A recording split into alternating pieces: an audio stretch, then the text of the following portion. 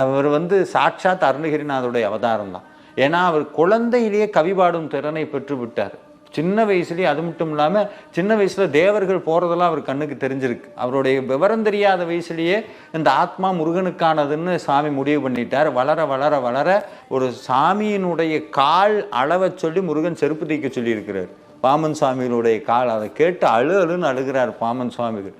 அப்போ எந்த அளவுக்கு அவர் முருகன் மேலே ஈடுபட்டு இருக்கிறார். அது மட்டும் இல்லாமல் ஒரு கட்டத்துக்கு மேலே அவர்னால இந்த உடம்புங்கிறத எல்லையாக நினைக்க ஆரம்பிச்சிட்டா. இதை விட்டுட்டு போய் அவன்கிட்ட கலக்கணும் அப்படிங்கிற எல்லை அளவுக்கு போனங்காட்டி தான் அவர் என்ன பண்ணுறார், அதுக்காக சாமி நம்மளை படைக்கலை, முருக பக்தியில் இருக்கவங்களுக்கு வழிகாட்டணுங்கிறதுக்காக தான் இந்த ஆத்மாவை படைச்சிருக்காருன்னு தெரிஞ்சதுக்கப்புறம் தான் சண்முக கவசம், குமாரஸ்தவம், வேட்குளவி வேட்கை, இது மாதிரி எண்ணற்ற மந்திரங்களை அவர் மூலமாக முருகப்பெருமான் இந்த மண்ணிற்கு கொடுத்தார்.